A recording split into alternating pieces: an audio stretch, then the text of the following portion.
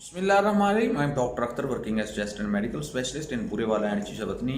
Topic of discussion है क्या दमा या एज़मा या सांस का मुस्तकिल हल हो सकता है, लेकिन उस सवाल के जवाब के लिए डिटेल में ये देखना पड़ेगा कि उसकी वजह क्या है, क्योंकि जब आप कॉज को ठीक करेंगे तो इफेक्ट ठीक होगा। अगर प्रॉपर मुश्किल करना है, उसके अलावा सारा टाइम पास होता है, वो आप जो मर्जी करते हैं, उसमें टीके लगवाएं, गोलियां लें, जो मर्जी करें। तो इसमें हम पहले मुख्तलिफ वीडियोज़ में बात कर चुका हूँ कि टाइम के हिसाब से कब का मसला हो। तो अभी डिस्कशन चल रही है कि 3 से 4 हफ्तों में अगर सांस का मसला हो तो क्या वजह हो सकती है। तो ये इस सिलसिले की 14th वीडियो है, 14वीं वीडियो है, जिसमें अब मैं बात करूँगा कि पहले जो हम प्लोरोफिन की बात कर चुके हैं, कोलैप्स की कर चुके हैं, एसवीसीओ का, एक वास्कुलाइटिस होती है हमारे जिस्म में बीमारी। वास्कुलाइटिस आप ऐसे समझें कि ये एक हमारे इम्यून सिस्टम की, हमारे आसाबी निज़ाम की एक बीमारी है जो सर से पाँव तक हमारी जितनी वेसल्स हैं, वेसल्स का मतलब खून की वेसल्स या खून की नालियाँ, उनके अंदर सोजिश करती है। और इसकी वजह से जो प्रॉब्लम होता है और फेफड़ों के अंदर जो बाज़ ब्लड इकट्ठा हो जाता है और हेमरेज हो जाता है, उसकी वजह से शदीद किस्म का सांस का मसला होता है। और वो तकरीबन इसका ड्यूरेशन 3 से 4 हफ्ते होता है। और अगर उसको आप प्रॉपरली आइडेंटिफाई कर सकें तो इसका भी एक बेहतरीन इलाज होता है, अगर टाइमली मैनेज कर सकें। अब मैं इस बीमारी या वास्कुलाइटिस की थोड़ी सी आपको अलामतें बताऊंगा। उसमें होता यह है कि बाज़ का पेशेंट को मुंह से खून आना शुरू हो जाता है। बाज़ का जब खांसी करता है तो खांसी के साथ स्पुटम के साथ खून आता है। बाज़ का पेशेंट को पखाने के साथ खून आता है। बाज़ का पेशेंट को छोटे पेशाब के साथ आना शुरू हो जाता है। बाज़ का जो स्किन है उसके अंदर, उसके ऊपर धब्बे बनना शुरू हो जाते हैं, बिल्कुल लाल सुर्ख रंग के, उनको हम परपरा कहते हैं। तो ये सारी मोटी मोटी कुछ अलामतें थीं जो कि इस तरह के केसेस में होती हैं। लेकिन उसके साथ साथ सांस का मसला क्यों होता है, वो ये होता है कि जो हमारा, चूँकि सारी सर्कुलेशन लंग्स पे डिपेंडेंट है, तो वहाँ इसका बाज़ का ब्लीडिंग हो जाती है लंग्स के अंदर इस ब्लड की। तो उसकी वजह से जब वो ब्लड इकट्ठा होता है, उसको हम डिफ्यूज एल्वुलर हेमरेज कहते हैं। तो उसकी वजह से पेशेंट को सांस फूलना शुरू हो जाता है 3 से 4 हफ्ते में, और उसकी जो है ना वो हालत गैर हो जाती है। अब इस केस में उस कॉज को ढूंढना बहुत ज़रूरी है।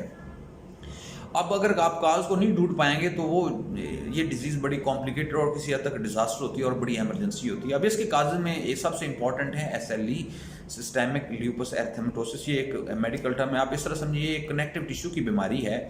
इसका अगर आम आदमी को समझाना चाहूँ, जिस तरह हम एक बिल्डिंग बनाते हैं तो उसके अंदर सीमेंट का इस्तेमाल करते हैं, तो जिस तरह हमारी बॉडी में समझिए कि सीमेंट का जो किरदार अदा करता है वो कनेक्टिव टिश्यू है, और उसकी ये बीमारी होती है। और उसको अगर आप टाइमली उसको ढूंढ पाएँ तो फिर ये आपके सारे मसाइल का हल हो सकता है, सांस भी ठीक हो जाएगा और उसमें आपकी बाकी जो अलामतें वो भी सारे ठीक हो जाएंगे।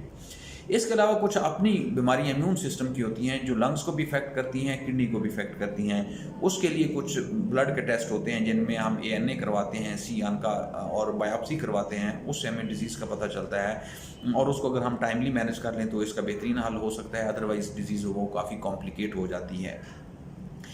इसके अलावा बहुत सारे पेशेंट्स में जो है वो जो हमारे किडनी है स्पेशल, वो ज़्यादा डैमेज होते हैं, और उसके साथ जो नाक है और जो लंग्स हैं वो कम इफेक्ट होते हैं। उसमें GN या ग्लोमेरुलोनेफ्राइटिस हम कहते हैं, वो बीमारी होती है।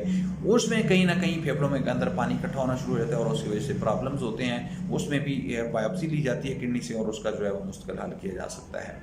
अब इसमें अगर ब्रीफली बात करूं, अगर ये सारी अलामतें अगर किसी में हों और उसके साथ सांस का मसला हो तो उसमें हम वास्कुलाइटिस सस्पेक्ट करते हैं, लेकिन उसमें पहले डायग्नोज करना ज़रूरी है कि इसकी वजह क्या है। और अगर उसकी वजह हम ढूंढ सकें कि वो SLE हो सकती है, वो GPA हो सकता है, ये हमारे लंग्स की एक डिजीज़ होती है, लंग्स और किडनी की एक मुश्तरका डिजीज़ होती है, उसमें हो सकता है, सिर्फ किडनी की एक डिजीज़ होती है उसमें हो सकता है। तो ये मुख्तलिफ इसमें बीमारियाँ, लेकिन इसमें हासिल असूल ये काम बंदे का समझना है कि अगर आपको इस तरह का कोई मसला होता है तो आपने अपने तौर पर किसी डिस्पेंसर से इलाज नहीं करना, आपने किसी स्पेशलाइज डॉक्टर पल्मोनोलॉजिस्ट के पास जाना है या नेफ्रोलॉजिस्ट के पास जाना है, क्योंकि ये दोनों इसको डील करते हैं। और आप अपना प्रॉपर डायग्नोज करवा के अपने मसले का हल करना है। इसके लिए कोई शॉर्टकट नहीं ढूंढना है। इस वीडियो का मकसद ये है। ये आपने कमेंट्स में बताना है कि कभी आपको इस तरह का कोई मसला फेस आपने किया है या किसी आपके जानने वाले ने किया है। और इसके अलावा कोई और क्वेश्चन हो तो नीचे लिखें, मैं कोशिश करूँगा कि आपको उसका रिप्लाई करूँ। अल्लाह ताला आपको और आपके घर वालों का आमीन। अस्सलाम वालेकुम।